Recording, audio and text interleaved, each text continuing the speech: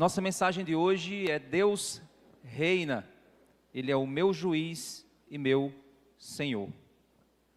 Nós estamos, irmãos, chegando no fim da jornada de Daniel, um livro maravilhoso que nos fez enxergar o poder soberano de Deus sobre tudo e todos.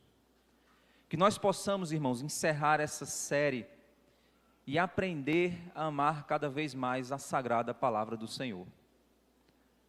Nós vimos a história de um servo, um homem de Deus que chegou até aquela terra, trazido à força para essa terra estranha, estando ele com 15 anos de idade, aproximadamente. E agora nós estamos lidando, próximo ao fim do livro, com um homem que está em torno de 90 anos de idade, que nunca deixou de amar e servir o seu Senhor. Vamos ver hoje o fechamento da missão desse grande homem de Deus. Nós vimos que aqui Daniel está recebendo a última visão sobre o fim dos tempos. E na nossa última mensagem nós tivemos uma aula de profecia que se tornou história. Tudo que nós vimos cumpriu-se literalmente, como dito em Daniel, por meio da história que passou aí nos anos, e segundo os historiadores, muito daquilo que foi predito se cumpriu literalmente da forma detalhada como Daniel havia dito. Mas nós chegamos agora na parte dessa profecia que revela um olhar para o futuro, para o nosso futuro como povo de Deus. Vamos então abrir nossas Bíblias em Daniel, capítulo 12. Daniel, capítulo 12.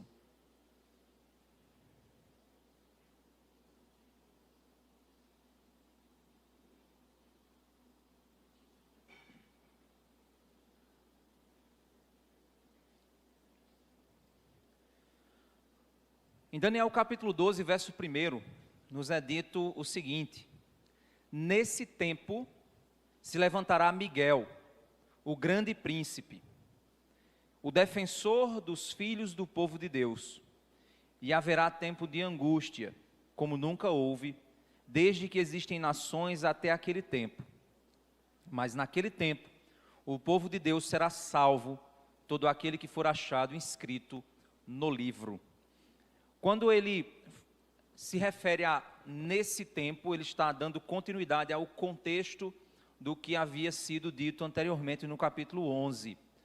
O rei do norte, esse rei terrível, se levanta contra o povo de Deus, avança em suas blasfêmias, corrompe muito daquilo que havia sido, que o povo de Deus fazia para Deus. Ele corrompe a adoração, e nesse tempo de grande angústia, nesse tempo do fim, se levantará então Miguel, o grande príncipe. Existem algumas linhas que não são consideradas linhas teológicas corretas, ou que são consideradas evangélicas, vamos dizer assim, ou de uma percepção bíblica coerente com aquilo que a tradição cristã ensina. Algumas afirmam erroneamente que esse Miguel é Jesus pré-encarnado, afirmando então que antes da encarnação Jesus era um arcanjo.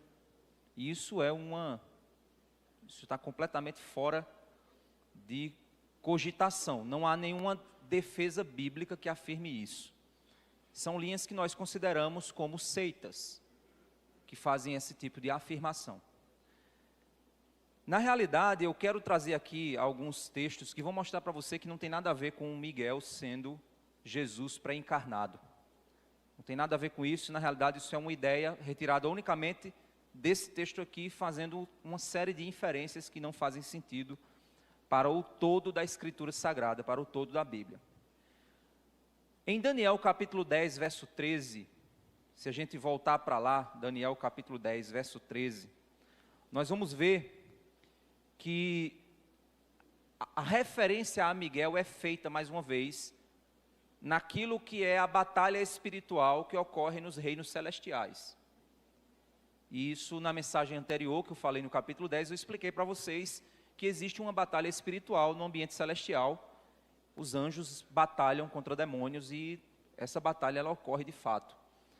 E em Daniel capítulo 10, verso 13, é dito assim: mas o príncipe do reino da Pérsia me resistiu durante 21 dias, porém Miguel, um dos príncipes mais importantes, veio me ajudar, e eu fiquei ali com os reis da Pérsia. Nós sabemos que no Novo Testamento, Miguel é chamado de arcanjo, e o arcanjo, na realidade, é um anjo de alta patente, porque os anjos possuem também hierarquia.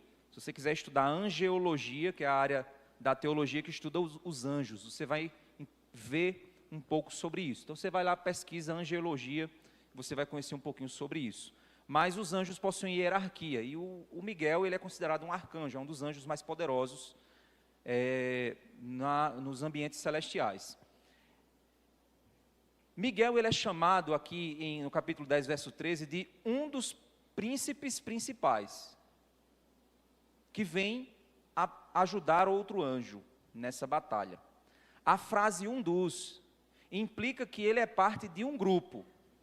Ele não é um único ser especial, ele não é mas ele é um dos. E isso porque ele é parte de um grupo de anjos de alto nível, de alto escalão, de hierarquia elevada no reino celestial. Portanto, ele não é uma figura única e divina. Se a gente comparar isso com Colossenses capítulo 1, do verso 15 ao 16, eu vou ler aqui, se você for rápido na Bíblia, pode ir lá. Mas Colossenses 1, do 15 ao 16, ele diz assim: ele, se referindo a Jesus, é a imagem do Deus invisível, o primogênito de toda a criação. Aí você pode dizer, a criação do universo, do mundo, das coisas que eu consigo enxergar, das estrelas, do mar. Ele é o primogênito de toda a criação. Aí o texto continua dizendo: pois nele foram criadas todas as coisas nos céus e na terra, o visível e o invisível, sejam tronos, sejam soberanias, sejam poderes, sejam autoridades. Todas as coisas foram criadas por ele e para ele. Então, Jesus é aquele que é o criador de todas as coisas, inclusive dos anjos. Então ele não é um anjo, como uma outra heresia afirma que Jesus é um anjo de classe superior. Não, Jesus não é um anjo, ele é o criador. Ele é a imagem do Deus invisível, o primogênito de toda criação. Tudo que existe só existe por causa de Jesus. Jesus é o criador de todas as coisas, incluindo até mesmo o arcanjo Miguel. Tudo foi criado por ele, visível e invisível, anjos, reis, todos os poderes, humanos e não humanos, foram criados em Cristo. Jesus tem uma autoridade que Miguel não tem sobre anjos. A Bíblia descreve no Novo Testamento Miguel como um arcanjo poderoso. Mas sempre quando se descreve ele, descreve como uma criatura sob a autoridade de Deus. Em Judas 9, nós vemos Miguel disputando com o diabo pelo corpo de Moisés. E lá é dito: contudo, nem mesmo o arcanjo Miguel, quando estava disputando com o diabo acerca do corpo de Moisés, ousou fazer acusação injuriosa contra ele, mas disse: o Senhor o repreenda. Então o próprio arcanjo Miguel, ele não ousou repreender Satanás, pois isso era algo que seria feito pelo próprio Deus. Miguel não usa de uma autoridade própria para repreender o diabo, mas ele reconhece que existe uma autoridade acima dele que fará isso. Ele invoca o Senhor, pois a autoridade é de Deus. Isso mostra humildade e submissão, contrastando com Jesus, porque lá em Marcos capítulo 1, 25, Jesus repreende demônios. Jesus, em Marcos 1, 25, por exemplo, Jesus repreendeu dizendo: cale-se e saia dele. Jesus repreendeu Satanás, porque Jesus é Deus. Então, se Miguel fosse Jesus, ele não usaria a própria autoridade. Essa passagem, então, ajuda a gente a combater essa confusão, mostrando que Miguel é um servo, é um enviado, é um mensageiro, é um servo do Senhor, mas não é o Senhor. Hebreus capítulo 1, verso 5, é um dos textos em que o autor ele trabalha a ideia de mostrar que Jesus é superior aos anjos. Porque existia uma confusão na mentalidade judaica de que os anjos eram superiores a Jesus. E então o autor de Hebreus vai mostrar isso, que Jesus é superior aos anjos. Hebreus capítulo 1, verso 5 diz assim: pois a qual dos anjos Deus alguma vez disse, tu és meu filho, eu hoje te gerei. Nos versos 13 e 14, mais adiante do capítulo 1, ele diz assim: a qual dos anjos Deus disse alguma vez, senta-te à minha direita até que eu ponha os teus inimigos por estrado dos teus pés. Os anjos não são todos eles espíritos ministradores enviados para servir aqueles que hão de herdar a salvação? Então ele mostra que Jesus não é um anjo superior, porque os anjos são inferiores a Jesus. Hebreus capítulo 1, verso 6, diz assim: novamente, ao introduzir no mundo o primogênito, diz, todos os anjos de Deus o adorem. Hebreus capítulo 1, verso 6. Os anjos devem adorar Jesus. Apocalipse 19, 10, um anjo vai ser adorado por João, e quando João se ajoelha para adorar o anjo, em Apocalipse 19, 10, o anjo diz, não faça isso, sou conservo seu e de seus irmãos que mantêm o testemunho de Jesus, adore a Deus. Então, como pode agora os anjos que recusam a adoração, se Jesus agora, segundo essa heresia, é um anjo superior que recebe a adoração? Como pode ser isso? Não faz sentido. Filipenses capítulo 2, verso 10 a 11 diz assim: ao nome de Jesus se dobre todo joelho nos céus, na terra e debaixo da terra, e toda língua confesse que Jesus Cristo é o Senhor. Ele não é um anjo, ele é o Senhor. Jesus mesmo disse, antes que Abraão existisse, eu sou. Yahvé, ele é o próprio eu sou. Então ele existe antes de Abraão. Apocalipse capítulo 5, verso 11 e 12 diz assim: vi e ouvi uma voz de muitos anjos ao redor do trono, dos seres viventes e dos anciãos, cujo número era de milhões e milhares de milhares, proclamando com voz forte, olha aí, os anjos dizendo, digno é o Cordeiro que foi morto, de receber o poder, a riqueza, a sabedoria, a força, a honra, a glória e o louvor. Em Apocalipse 12, do verso 7 ao verso 9, Miguel, o arcanjo Miguel lidera anjos em batalha contra o dragão, Satanás. Depois você vai lá no texto. Mas você percebe que é uma ação do exército celestial contra o dragão, onde o arcanjo Miguel está comandando aquele exército naquela operação que ele está realizando ali. Estão todos sob o comando divino. No entanto, quando você vê que Jesus aparece na cena, Jesus, ele com a espada de sua boca, ele destrói Satanás sozinho. Ele não vem com um exército e ele depende do exército. Ele destrói Satanás a partir de si mesmo. Colossenses capítulo 2, verso 15 diz, e tendo despojado os poderes e as autoridades, fez deles um espetáculo público, triunfando sobre eles na cruz. Jesus pisou na cabeça de Satanás sozinho, em uma cruz. Foi derrotado. O diabo foi repreendido, derrotado, destruído, condenado eternamente por Jesus sozinho. Jesus não precisa de um exército angelical para vencer, ele é o vencedor supremo.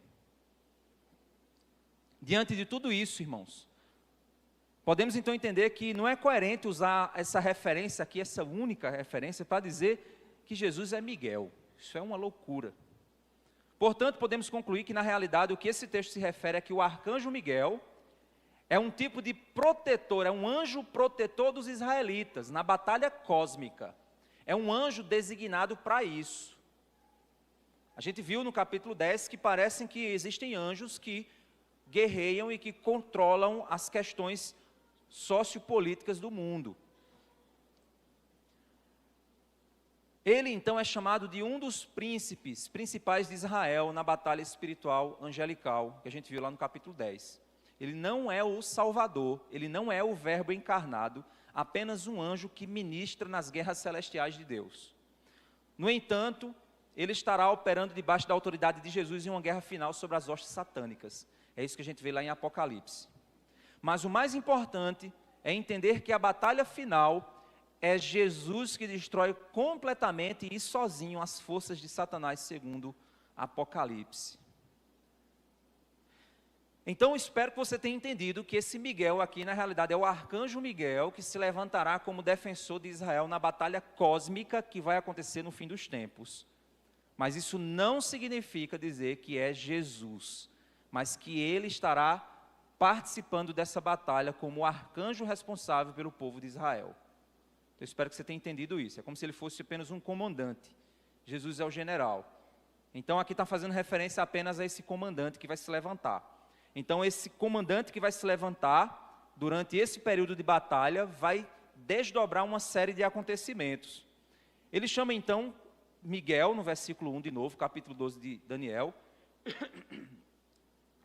o defensor dos filhos do povo de Deus, e haverá tempo de angústia, como nunca houve desde que existem nações até aquele tempo. Isso é um fato importante. Quando Daniel fala isso aqui, ele está dizendo que se levantará um momento de angústia que nunca houve na história da humanidade até aquele tempo. Alguém pode afirmar que isso está se referindo ao Antíoco Epifânio, que a gente viu aqui, que foi um rei macabro, um rei muito mau.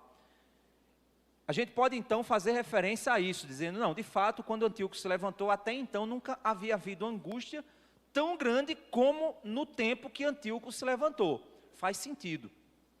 Mas agora vamos fazer o seguinte, você vai deixar marcadinho Daniel 12, para você não perder, e a gente vai lá para Mateus capítulo 24. Não sei se vocês lembram que quando a gente falou um pouquinho sobre profecias, eu falei sobre uma das características que a profecia tem, que é o duplo e triplo cumprimento, que é quando a profecia ela se cumpre de maneira parcial, mas ela parece ecoar, ela parece gerar uma imagem do futuro. Ao mesmo tempo que algo se cumpre de maneira plena, existe uma imagem projetada de algo que pode ocorrer no futuro. E como você percebe isso? Quando parece que aquilo que se cumpre, se cumpriu de modo tipológico. E aí o que é isso? Vou relembrar para vocês. Um tipo é uma imagem, uma projeção do que virá. Antíoco Epifânio é um tipo de anticristo. Ele é uma projeção do anticristo que virá. Então isso é, por exemplo, Moisés, ele é um tipo de Cristo. Quando Moisés, o povo peca contra Deus, Moisés vai orar para o povo e Moisés diz a Deus, Deus, não castigue esse povo. Se você quiser castigar esse povo, então risque o meu nome do livro. É como se Moisés estivesse sendo um tipo de Cristo para carregar sobre si o pecado do povo. Então Moisés é uma tipologia de Cristo. Davi como rei era um tipo de Cristo. A arca de Noé é um tipo de Cristo. Porque todos os que se esconderem na arca serão salvos. E Pedro faz referência a isso. Então, as profecias apresentam esses tipos. E você vê que eles se cumprem, mas parece que existem elementos na profecia que não se cumpriram completamente. Então, algo precisa se cumprir para o futuro. Então, chegando em Mateus 24, a partir do verso 4, nós vemos o seguinte. Quando os discípulos perguntam a Jesus sobre o fim dos tempos, a gente vai ler do verso 4 até o verso 31. Diz assim, ó. E Jesus respondeu, tenham cuidado, para que ninguém os engane. Porque muitos virão em meu nome dizendo, eu sou o Cristo, e enganarão a muitos. E vocês ouvirão falar de guerras e rumores de guerras. Fiquem atentos e não se assustem, porque é necessário que isso aconteça, mas ainda não é o fim. Eu vou parar em alguns pontos aqui, só para tecer alguns comentários para você. Entre aquelas perspectivas a respeito das profecias, uma delas afirma que muitas dessas profecias se cumpriram lá atrás, e que na realidade a era da igreja, que é esse tempo que nós vivemos, muito disso aqui já não vale mais. Existe a perspectiva que acredita que parte disso se cumpriu lá atrás e parte vai se cumprir no futuro. Eu sou mais inclinado a essa visão, de que parte se cumpriu atrás e parte se cumpre no futuro. Porque eu compreendo a questão da tipologia por trás da profecia. E aquela ideia de dores de parto, que à medida que o tempo vai avançando, as coisas vão se tornando cada vez mais difíceis e as coisas vão se encaixando para o seu grande clímax final. Então, o fato de que muitos se diziam ser o Messias, acontecia na época em Israel. Muitos se diziam ser o Messias prometido. E o próprio Cristo diz, olha, não acreditem. Outros, e haviam sim rumores de guerra naquele tempo. Vai vir uma nação do norte contra a nação do sul, vai vir uma guerra dos romanos contra não sei o quê. Havia isso? Havia sim.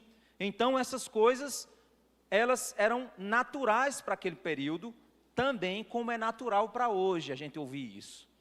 E aí Jesus deixa claro que não se assustem com isso, porque é necessário, o que ele está dizendo aqui, é necessário, verso 6, porque é necessário que isso aconteça, mas ainda não é o fim. Então não é porque alguém está dizendo que vai entrar em guerra que já vai ser o fim do mundo. É necessário que isso aconteça. As guerras são necessárias ao que Deus está realizando no mundo. Verso 7, porque nação se levantará contra nação e reino contra reino. Haverá fomes e terremotos em vários lugares, porém, todas essas coisas são o princípio de dores. Olha essas frases que ele afirma, princípio de dores. Ainda não são as dores, são o princípio das dores. Verso 9, vocês serão entregues para serem maltratados e eles os matarão. E aí Jesus começa a falar sobre uma perseguição aos cristãos, um tempo de perseguição aos cristãos. Vocês serão odiados de todas as nações por causa do meu nome. Eu acredito que aqui Jesus chegou ao ponto no qual nós estamos como igreja. As nações começam a odiar o povo de Deus por causa de Jesus. Nesse tempo, muitos vão de se escandalizar, trair e odiar uns aos outros. Muitos falsos profetas se levantarão e enganarão a muitos. Por se multiplicar a maldade, o amor se esfriará de quase todos. Gente, amor é uma coisa que tem ficado cada vez mais rara. Fala-se muito em amor, mas o amor que o mundo fala não é o amor das Escrituras. O amor que o mundo fala tem um viés completamente distorcido e diferente do que é o verdadeiro amor. O amor vai se esfriar porque a maldade se multiplica nesse mundo. E as pessoas não amam mais uns aos outros. As pessoas são más e cruéis umas com as outras. Verso 13, aquele porém que ficar firme até o fim, esse será salvo. E será pregado este evangelho do reino por todo o mundo. E aí no verso 13, irmãos, eu sei que existem algumas visões que apontam o verso 13, é o período da tribulação, isso ou aquilo. Irmãos, o verso 13 eu enxergo muito mais como uma afirmação sobre um princípio teológico chamado perseverança dos santos. O verdadeiro crente regenerado pelo Espírito Santo é alguém que persevera até o fim.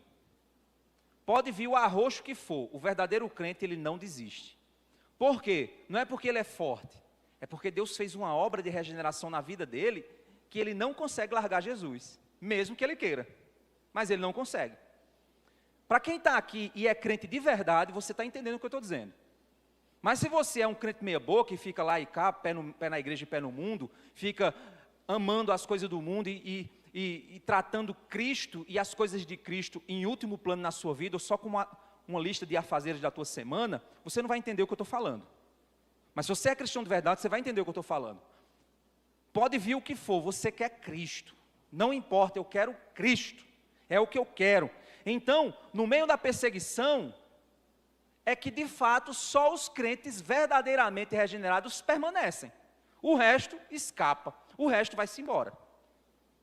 Então, o que perseverar até o fim é o que será salvo. Por quê? Porque já foi salvo. Então, ele é o que persevera. É a característica chamada perseverança dos santos. Então, e este evangelho do reino será pregado em todo o mundo. É o que está acontecendo hoje. O evangelho está sendo pregado no mundo inteiro. Para testemunho em todas as nações. Então virá o fim. Perceba essas métricas, mas ainda não é o fim. É o princípio. então virá o fim. Pum, agora começou. Aí, olha o verso 15. Quando, pois, vocês virem, situado no lugar santo, o abominável da desolação de que falou o profeta Daniel, quem lê, entenda. Aqui nesse ponto, então, ele está fazendo referência ao abominável, ao rei perverso e maligno, que alguns apontam sendo Antíoco Epifânio, nesse período aqui. Faz sentido? Faz, mas fica incompleto. Faz sentido? Faz, mas quando eu vou olhar outras profecias, em Tessalonicenses, em Apocalipse, a coisa fica meio, uma perna maior do que a outra. Fica uma coisa esquisita de você ver que está incompleto. E aí você percebe que não fecha, a conta não fecha. Para que a gente possa entender e os textos fazerem sentido e caminharem juntos de maneira coerente, nós precisamos entender que o Antíoco Epifânio, de fato, ele foi esse abominável, mas ele não foi o abominável. Ele não foi o detestável dos detestáveis. De fato, no verso 13, ocorreu perseguição ao povo de Deus? Sim. Ocorreu, mas o evangelho do reino não foi pregado em todo o mundo. O evangelho do reino está chegando agora a todo mundo na nossa era, na era da igreja. Esse evangelho está sendo alcançado, está alcançando todo mundo. E aí, quando você vê esse abominável da desolação de que falou Daniel, então os que estiverem na Judéia fujam para os montes. Isso de fato aconteceu mesmo, viu gente? Quando o cara chegou lá e se sentou no trono e disse assim, eu vou destruir o templo, não quero mais adoração, e começou a matar porco no lugar do cordeiro, o povo fugiu e foi desespero. Muita gente foi morta, de fato isso aconteceu. No entanto, aquilo era um tipo do que viria, é um tipo do que virá. E aqui então ele está pontuando. Quem estiver na Judéia, fuja para os montes, quem estiver no terraço, não desça para tirar de casa alguma coisa, e quem estiver no campo, não volte atrás para buscar a sua capa. Ai das que estiverem grávidas e das que amamentarem naqueles dias. Aqui, gente, o que ele está dizendo é o seguinte. Se você já assistiu o filme de guerra, uma das coisas mais... Tem um filme, eu não lembro o nome do filme, mas é um filme muito triste, em que uma mãe com uma criança, ela se esconde, é um filme de holocausto, né, sobre esse tema. E a mãe se esconde com a criança e a criança começa a chorar. E ela tapa a boca da criança para que a criança não faça barulho, para que os soldados não vejam. E ela está tão desesperada, tão assustada, com tanto medo, que ela tapa a boca da criança com tanta intensidade que ela mata seu próprio filho, sufocado. Então, quem é mãe, quem é pai, sabe que em um momento de angústia, de fuga, de perseguição, a coisa mais terrível é você ter que lidar com um bebezinho e protegê-lo. Se fosse só a sua vida, era mais fácil. Então aqui ele não está falando de um arrebatamento, que as crianças vão sair da barriga da mãe e vai ficar a barriga da mulher murcha. Ele não está falando disso. Como existem as imagens aí que ficam na cabeça das pessoas por causa daquele livro do Tim LaHaye, Deixados para Trás. Não é isso que ele está dizendo. O texto não está afirmando nada disso. O texto está falando que é um tempo de angústia tão terrível que não volte nem para casa, meu amigo, para buscar sua mala. Se você estiver no terraço, não desça, não. Pule de lá de cima e vá-se embora. Porque o negócio vai ser difícil, vai ser pesado, vai ser angustiante. É isso que ele está afirmando.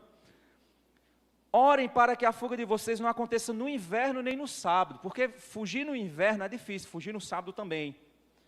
Porque nesse tempo haverá grande tribulação, como nunca houve desde o princípio do mundo até agora. Olha só, é mais ou menos a mesma frase que Daniel disse lá atrás.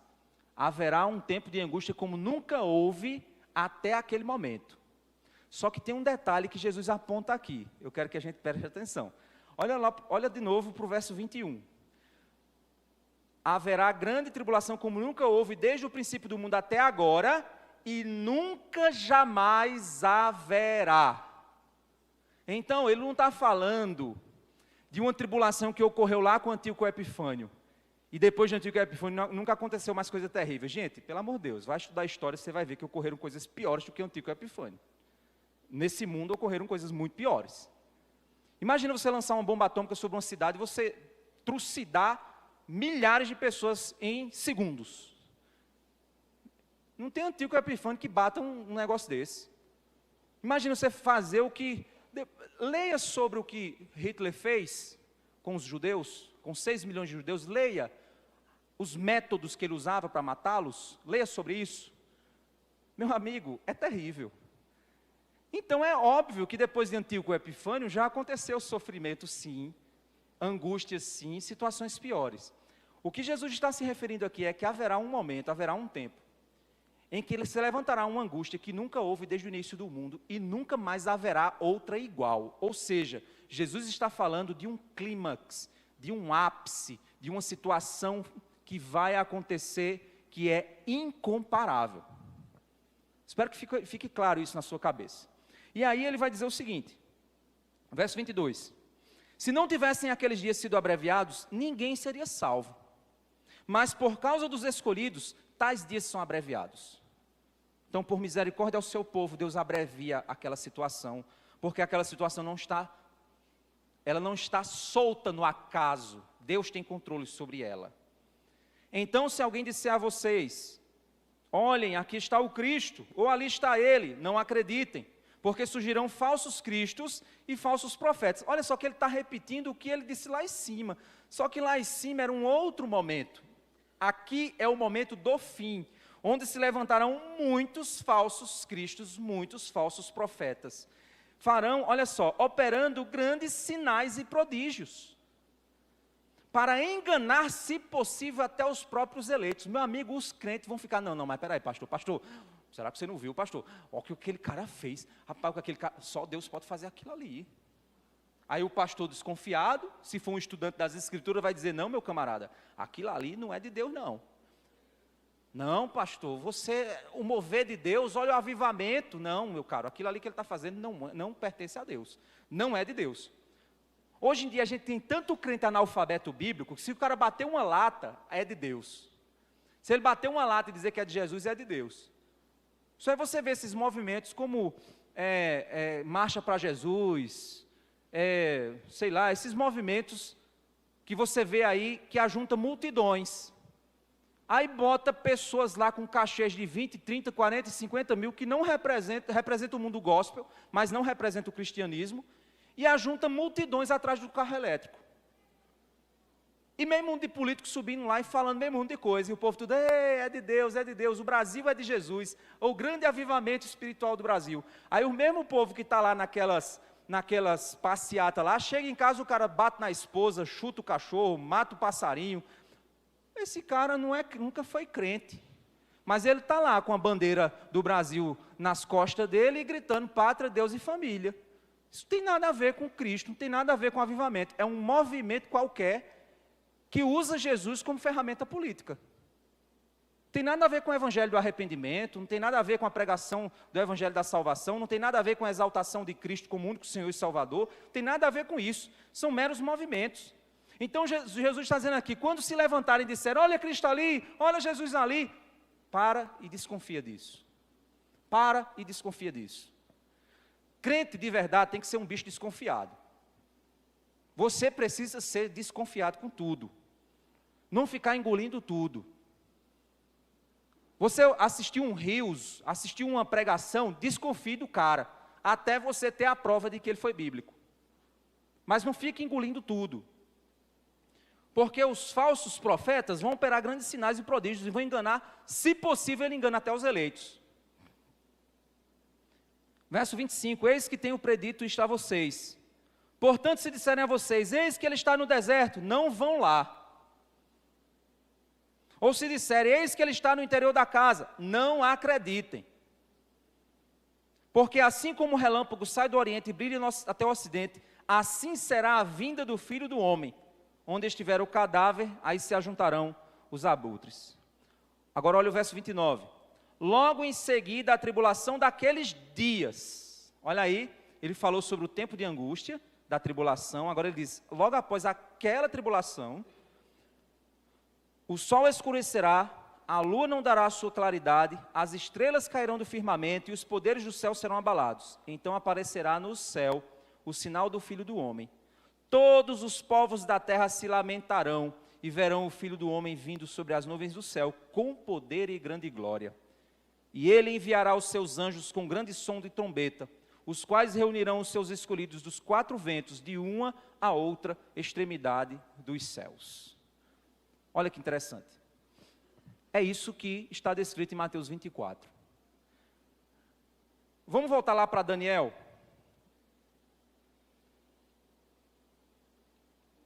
Em Daniel, quando ele se refere, e aí a gente vai ler novamente Daniel, verso 1. A gente está só no verso 1, certo? Mas eu prometo a vocês que os versos seguintes, eles vão ser mais rápidos. Nesse tempo se levantará Miguel, vocês entenderam quem é Miguel? O grande príncipe, o defensor dos filhos do povo de Deus, e haverá tempo de angústia, como nunca houve, desde que existem nações até aquele tempo. Ele só omitiu aqui o nunca mais haverá, mas Jesus acrescentou. Jesus está se referindo ao abominável, do jeito que, e ele mesmo diz assim, quem lê Daniel entenda. Mas naquele tempo o povo de Deus será salvo, todo aquele que for achado inscrito no livro. Lá em Lucas capítulo 10, verso 20, Jesus diz assim, alegrai-vos, não porque os espíritos se vos submetem, e sim porque o vosso nome está inscrito nos céus. Jesus disse, a sua alegria, porque os discípulos chegam e dizem, mestre, o Senhor nos deu o poder e nós estamos expulsando demônios. Aí Jesus diz, não se alegre por isso, se alegre porque o nome de você está escrito no livro da vida. É isso que tem que ser sua alegria. Porque se está escrito lá, ninguém risca. Se está escrito lá, meu amigo, está garantido. Então se alegre por isso. O apóstolo João se referiu a esse mesmo livro quando escreveu sobre o último julgamento.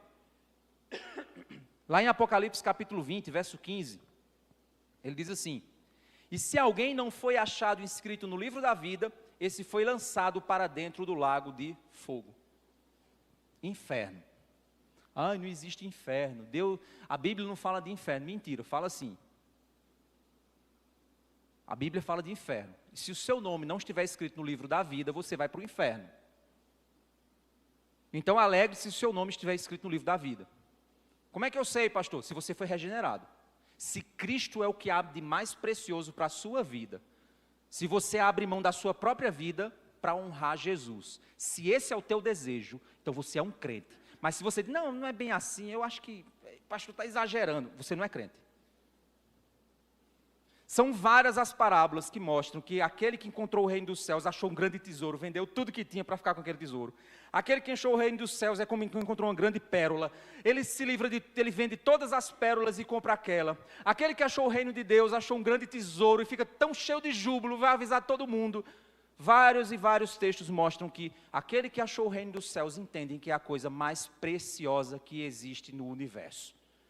Então o regenerado é aquele que tem uma alegria profunda por pertencer a Jesus. Não porque Jesus dá casa, dá carro, dá casamento, dá isso, dá aquilo, não nada disso.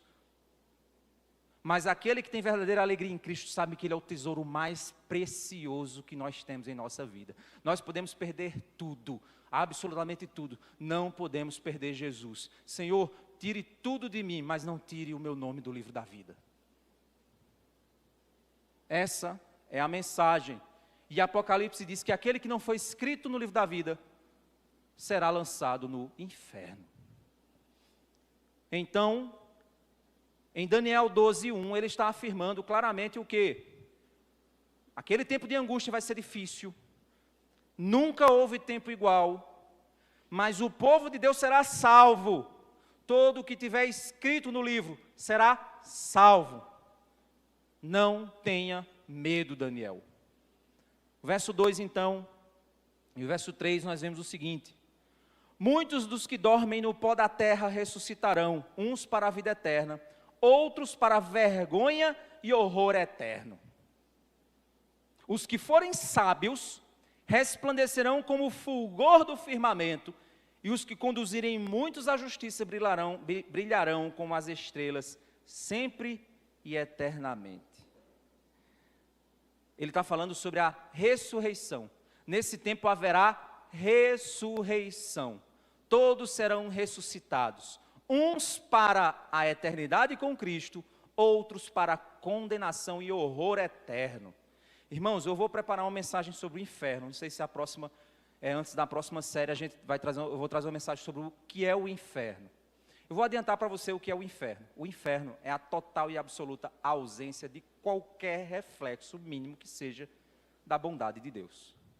E a total e absoluta presença de tudo que pode ser infinitamente a demonstração da ira divina. É você não experimentar por toda a eternidade nenhum lapso da mínima bondade. Se você está com sede agora, e você sair aqui e for beber água, você vai pôr água na sua boca e você vai sentir um refrigério.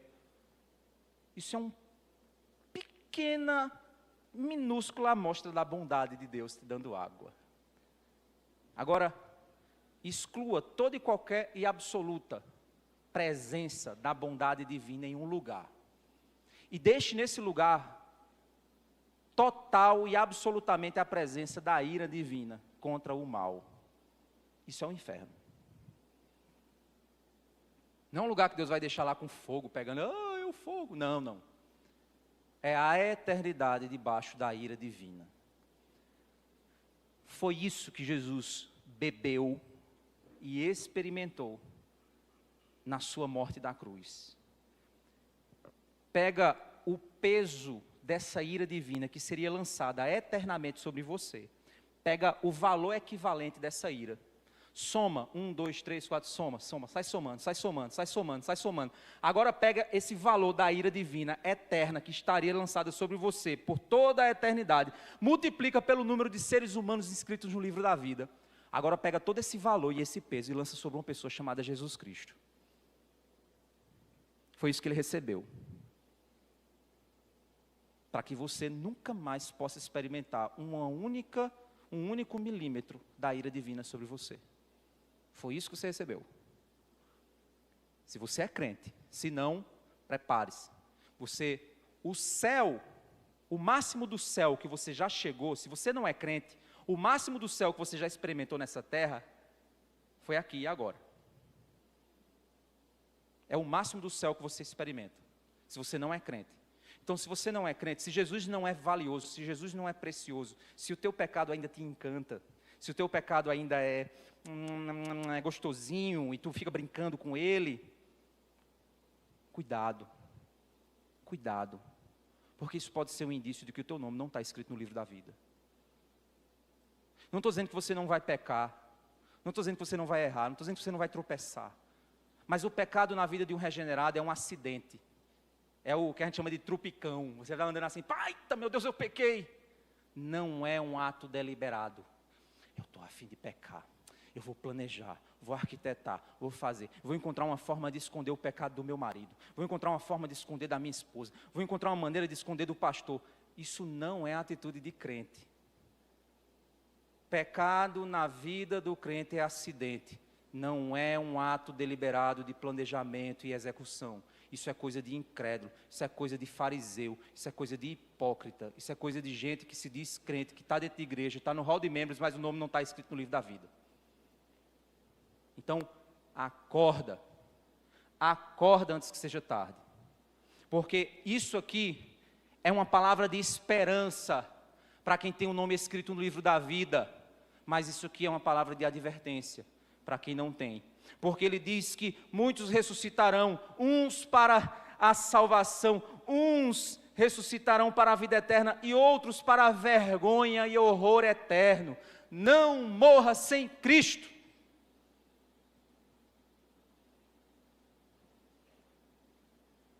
E aqui no verso 3 ele diz: os que forem sábios resplandecerão como o fulgor do firmamento, você virará uma estrela, refletindo a glória de Cristo por toda a eternidade.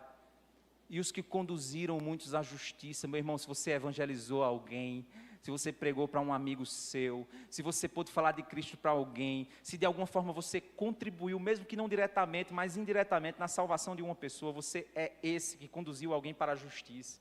Mas tem gente que foi só salvo para si mesmo. Semana passada a gente teve aí, o dia dos professores. Professores, sejam pessoas que conduzem as crianças, os jovens e adolescentes à justiça. Não usa a sala de aula para conduzir gente para as mentiras e falsidades desse mundo. Seja um sábio que conduz os outros à justiça divina, ao conhecimento de quem Deus é, não às mentiras e falsidades da ideologia desse mundo. Então os que conduzem, os que forem sábios, os que conduzem, brilharão como estrelas para sempre e eternamente.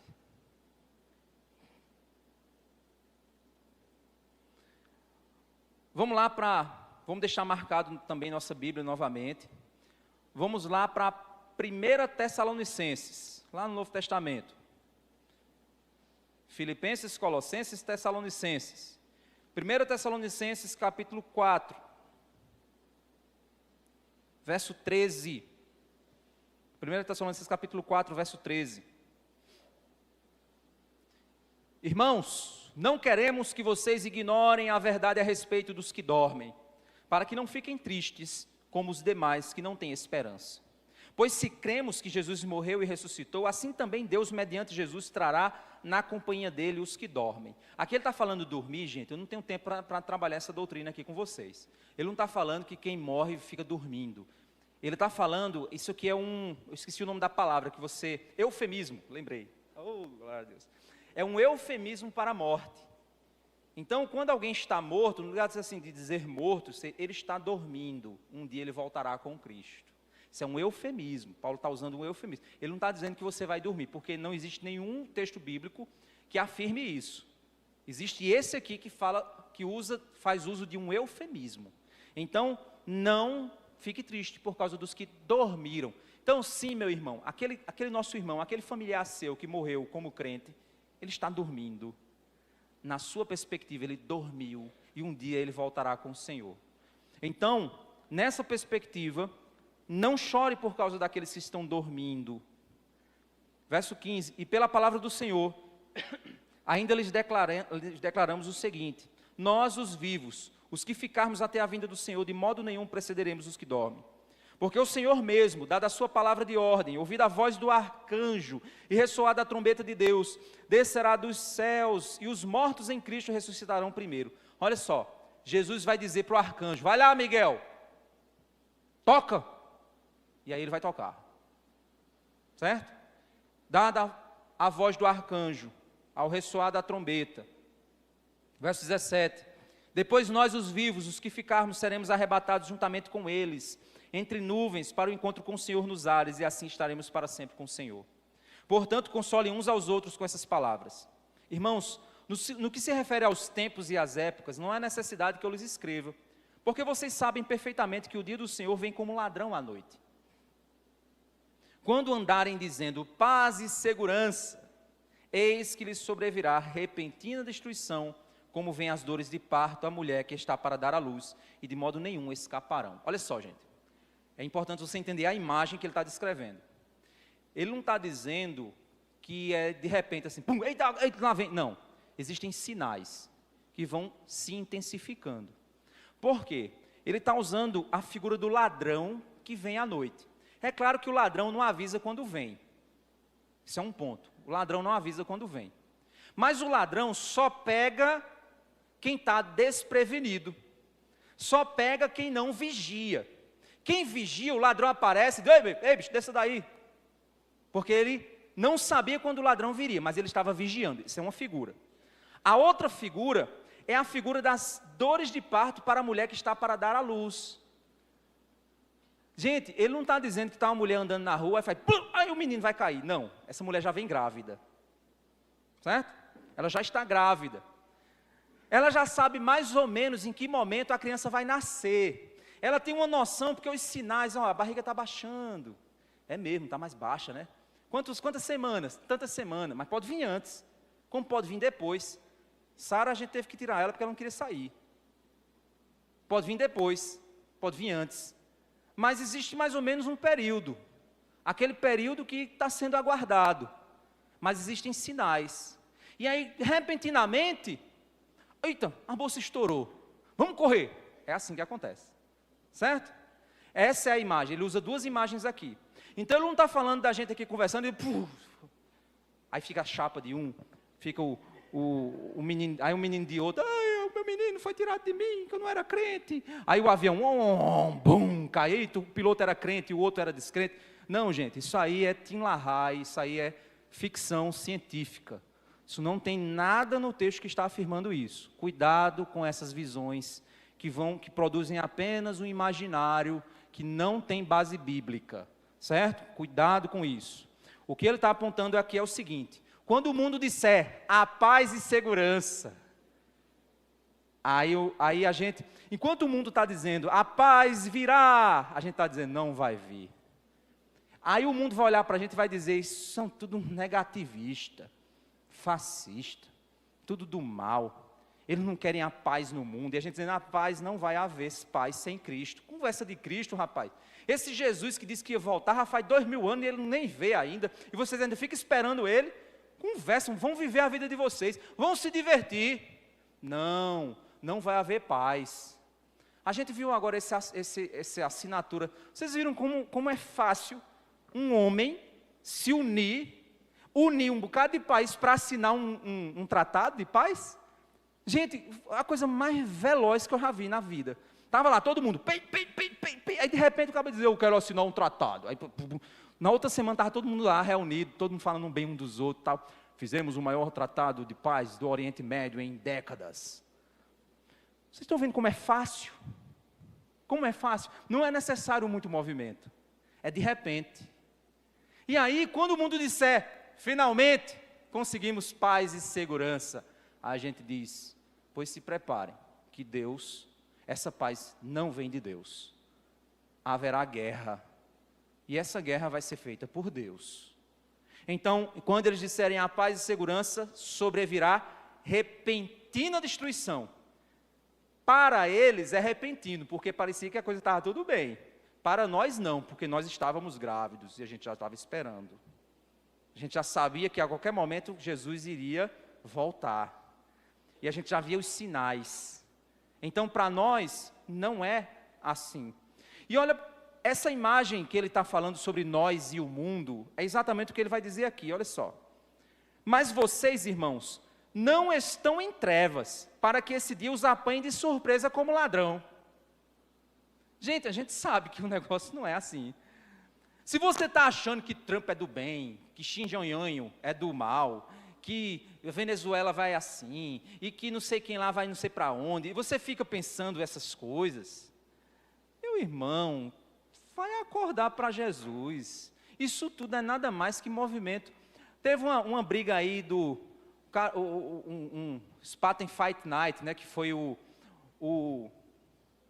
Popó, foi o Marcelino Popó, levou umas cabeçadas do outro cara lá, e eles brigaram, foi uma maior pancadaria. Pensa numa luta feia, uma coisa de violência, uma coisa fora da realidade do esporte. E aí, quando foi semana passada, eles lançaram uma propaganda do Burger King, abraçados. E estava na internet o povo brigando. Porque esse cara é a mesma coisa. Está você brigando de um lado político, do outro lado político, depois ter esses caras fazendo aliança aí, e você brigado com seu familiar. Nem comer arroz com passa você vai comer no Natal. Porque você brigou com sua família. Então vamos ser inteligentes, gente, não vamos ser movidos pela massa. Morango do amor, todo mundo para o morango do amor. Gente, vamos ser inteligentes, vamos olhar e dizer assim, rapaz, eu não vou ser. Se você é levado pelo morango do amor, imagine por coisas políticas, você vai ser levado também. E a gente é levado assim, ó, como algas marinhas, que o mar vai fazendo assim, as bichinhas ficam só fazendo assim, de um lado para o outro, de um lado para o outro. Tem crente que é assim, ele não tem firmeza, ele não tem solidez, seja desconfiado com tudo. Está todo mundo indo para o morango do amor, eu digo, pera, esse morango do amor tem alguma coisa errada com ele, será que tem alguma coisa oferecida a Satanás? Estou exagerando. Não vai atrás disso não. Para também não pegar shampoo e dizer, shampoo, Hades, seda, ao contrário é Hades, e Hades é o rei do inferno, então não vou mais usar shampoo seda. O Coca-Cola, se eu tirar o lacre e virar o contrário, fica lá o negócio do inferno. Não, ou Hellmann's, Homens do Inferno, é a marca de maionese do cão. Gente, não vá atrás dessas loucuras. Eu não estou falando desse tipo de loucura. Eu estou falando de coisa que de fato faz. Você diz assim, rapaz, isso é errado. Agora, o movimento político no Brasil levou um dos ministros ao medo. O cara ficou apavorado com esse movimento da Magnistic aí. E aí o cara disse, eu vou sair. O cara foi derrubado, mas ele caiu atirando. Como foi que ele fez? Ele saiu aprovando, jogando em pauta a questão do aborto. É aquela coisa do cara que está morrendo e ainda sai xingando. Você, bando miserável, e está lá morrendo. O cara ficou com medo e ele tomou, então, uma posição de quê? Aí a gente, quando observa isso, isso é o quê, gente? Isso é a batalha ideológica, política, mas existe uma batalha espiritual por trás disso. Que é o quê? Que é a tentativa de tornar o nosso país um país aprovador do derramamento de sangue inocente. Um país que aprova o derramamento de sangue inocente. Isso põe o nosso país na categoria de um país do espírito, de espírito anticristão. É esse tipo de coisa que a gente tem que observar. E a gente tem que ficar atento. Ah, então vou lá votar contra. Não, você não vai fazer muita diferença, você sozinho. Mas vá orar, vá clamar ao Senhor, vai ficar de olho, porque nós não somos das trevas, para que esse dia nos pegue como ladrão. A gente já está esperando, meu amigo. O negócio é assim. Eita, pastor, tratado de paz, Trump conseguiu. Eu digo, tá certo. Legal. Esse aqui é irmão desse. Eu estou de olho ainda. Porque até o Trump, numa conversa que ele teve lá, ele disse assim, eu não vou para o céu não, cara, você vai, porque o que você está fazendo é uma coisa que um servo de Deus faz. O cara obviamente, né, babando ele lá. É mais ou menos, aí, semana passada ou retrasada, estava lá o ministro, o Flávio Dino, falando da Bíblia. Dizendo assim, olha, esse negócio de família tradicional, o pessoal que defende família tradicional, eles usam a Bíblia para defender. Mas se você for para Abraão não tinha uma família tradicional. Salomão não tinha uma família tradicional. Ou seja, ele foi começar a usar exemplos bíblicos para mostrar que existe uma incoerência bíblica sobre a família tradicional. O que danado esse cara está fazendo com a Bíblia aberta no Supremo Tribunal Federal? Agora, no lugar de eu ficar olhando a embalagem da seda do shampoo, eu estou de olho nisso. Eu digo, rapaz, isso aí vai levar o nosso país para um lugar perigoso. Isso vai levar nós cristãos para uma posição perigosa. Esses caras estão levando a nossa Escritura Sagrada para dentro da discussão deles. Por quê? Porque a nossa voz já está sendo ouvida. E nós já somos incômodos para eles. Já existe, então, um ministro evangélico de esquerda, que está sendo cotado para o... Ou seja, eles já estão olhando para nós, cristãos. Como a China olhou recentemente e prendeu 30 pastores porque estavam numa igreja clandestina. E é isso que nós sabemos que está acontecendo. E aí ele diz assim, verso 5, porque vocês todos são filhos da luz e filhos do dia, não somente da noite, nem das trevas. Assim, pois, não durmamos como os demais, pelo contrário, vigiemos e sejamos sóbrios. Os que dormem é de noite que dormem, os que se embriagam é de noite que se embriagam. Nós, porém, que somos do dia, sejamos sóbrios, revestindo-nos da couraça da fé, do amor, tomando como capacete da salvação. Porque Deus não nos destinou para a ira, mas para alcançar a salvação mediante nosso Senhor Jesus Cristo, que morreu por nós, para que quer vigiemos, quer durmamos, vivamos em união com Ele. Portanto, consolem uns aos outros e edifiquem-se mutuamente, como vocês têm feito até agora. Vamos voltar para Daniel? Com essa percepção que nós lemos aqui, vamos ali para Daniel, olha só. Daniel 12, verso 4. Quanto a você, Daniel, encerre as palavras e cele o livro, até o tempo do fim. Muitos correrão de um lado para outro, e o saber se multiplicará. Irmãos, nós estamos na era da informação. O que a inteligência artificial faz hoje é impressionante e assustador. O que se tem de acesso a nossas informações, quem somos, e a quantidade de acesso fácil que nós temos à informação, qualquer que seja ela, sobre ciência, sobre o que for, é impressionante. E Deus está dizendo, Daniel, encerre as palavras, cele o livro. O livro fechou aqui. Isso acontecerá até o tempo do fim. Muitos correrão de um lado para outro. De manhã eu estava em Moçambique, de noite eu estava em casa. Ou seja, o deslocamento no mundo hoje não é mais um desafio como era para Paulo. O conhecimento não é mais um desafio como eram para muitos do passado. E ele está dizendo, muitos correrão de um lado para o outro, o saber se multiplicará. E aí, irmãos, Daniel, ele fica angustiado com aquilo, ele então fica tentando entender o que vai acontecer. E o verso 5, então eu, Daniel, olhei e eis que outros 2 estavam em pé às margens do rio, um de cada lado. Ele viu mais 2 homens nas margens do rio.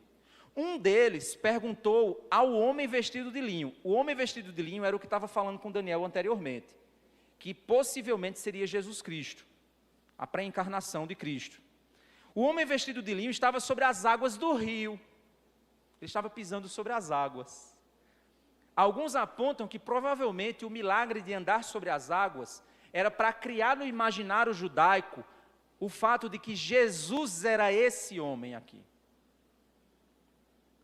E então, o verso 6, um dos homens pergunta ao que estava sobre o rio, quando se cumprirão essas maravilhas? Então eu vi o homem vestido de linho que estava sobre as águas do rio, ele levantou a mão direita e esquerda ao céu e jurou por aquele que vive eternamente, dizendo, passarão um tempo, tempos e metade de um tempo. Alguns apontam isso como 3 anos e meio. Tempo, tempos e metade de um tempo. É uma inferência. Não é uma coisa que eu posso dizer com exatidão. Mas o que nós podemos dizer com exatidão é que esse homem está dizendo que tudo isso acontecerá em um tempo determinado. É limitado. Deus controla a história. Deus controla o tempo. Deus controla tudo. Então isso acontecerá no tempo definido e determinado por Deus. E quando tiverem acabado de destruir o poder do povo santo, estas coisas todas se cumprirão. Verso 8, eu ouvi Daniel dizendo, mas não entendi. Então perguntei, meu senhor, qual será o fim dessas coisas? Daniel continua preocupado. Se você tivesse a oportunidade de falar com Deus, você não ia fazer a mesma pergunta? Eu ia fazer, quando é? Diga aí a data. Diga.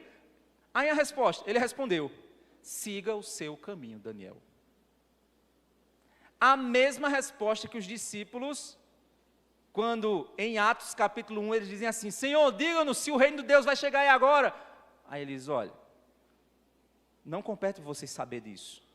Vocês vão se tornar testemunhas até os confins da terra, em Jerusalém, Judéia e Samaria, e até os confins da terra. E então vai vir o fim. É como se Deus dissesse o seguinte, não fica preocupado pensando nisso, não fica tentando achar a data. Vai viver tua vida. Vá viver para a glória de Deus. Siga o seu caminho, Daniel, porque estas palavras estão encerradas e seladas até o tempo do fim. Muitos serão purificados, limpos e provados, mas os ímpios continuarão na sua impiedade, e nenhum deles entenderá, mas os sábios entenderão. Depois do tempo em que o sacrifício diário for tirado, e a abominação desoladora foi estabelecida, ou seja, ele volta e diz assim, entenda o seguinte, quando o abominável da desolação chegar e dizer assim, cheguei, conta o relógio. Aí ele vai dizer, haverá 1290 dias. Aí você diz, então vamos contar aqui, 3 anos e meio.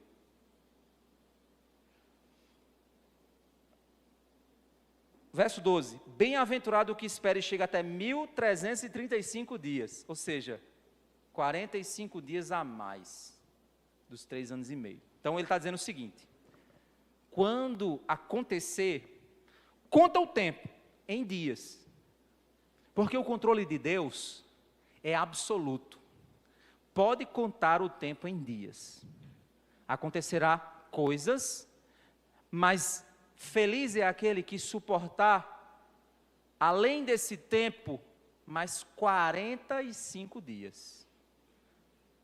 Pastor, o que é isso? Não me pergunte, pergunte para Jesus. E ele vai dizer, siga a sua vida. Mas o que está por trás do que ele está dizendo aqui é, eu tenho domínio sobre o tempo. A tua tribulação não é para sempre. A dor que você sente, tem os dias contados. Deus tem domínio sobre a sua história. Deus tem domínio sobre os dias da sua existência. A tribulação que você está enfrentando agora, ela tem o dia exato para acabar. Deus não perdeu o controle, Ele continua sentado no trono, soberano e reinando sobre tudo, inclusive sobre a sua vida. Se Ele reina sobre nações, Ele reina sobre você. Se Ele reina sobre as circunstâncias, Ele reina sobre sua vida e todos os detalhes dela. Então, não se desespere, Deus governa, Deus reina, siga o seu caminho. Quanto a você, verso 13, siga o seu caminho até o fim. Não sei qual idade você tem, faz uma conta aí. Vou botar uma média aqui de 100 anos de vida. Você vai morrer com 100 anos, vamos contar assim. Quantos anos ainda faltam para você? Siga o seu caminho até o fim. Obedeça a Deus até o fim. Cumpra o propósito que Deus te chamou para ser cumprido na sua vida. Seja sal e luz. Seja instrumento como mãe, como mulher, como pai, como homem, como cidadão. Seja instrumento de Deus como membro da sua igreja. Seja instrumento de Deus. Seja sal, seja luz. Siga o seu caminho até o fim. Você descansará. E ao fim dos dias se levantará para receber a sua herança. Quem ouviu isso aqui foi um homem de 90 anos de idade, que chegou lá com 15 anos de idade. Passou sua vida inteira servindo a esse Deus. E aí, para nós fecharmos então, irmãos, o que nós podemos entender disso tudo, algumas lições que a gente pode tirar, é que nós devemos seguir nosso caminho que Deus chamou para trilhar em nossa missão cristã. Testemunhar Jesus nesse mundo por meio da nossa família, vizinhança, trabalho. Muitos serão purificados pelo Senhor, os ímpios nunca entenderão. E a gente deve lidar com isso, viu, gente? Devemos buscar sabedoria para entender, mas devemos saber que os ímpios que estão ao nosso redor não vão querer entender sobre isso. Devemos saber que haverá um tempo de angústia determinado pelo Senhor, mas esse tempo é controlado. Deus tem o controle de toda a história. Nós devemos cumprir nossa missão e descansar no Senhor daquilo que Ele nos chamou para fazer nessa terra. E a grande lição que fica de todo esse livro de Daniel é: Deus reina.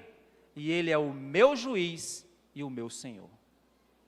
A grande lição que fica é: Deus reina, e Ele é o meu juiz e o meu Senhor.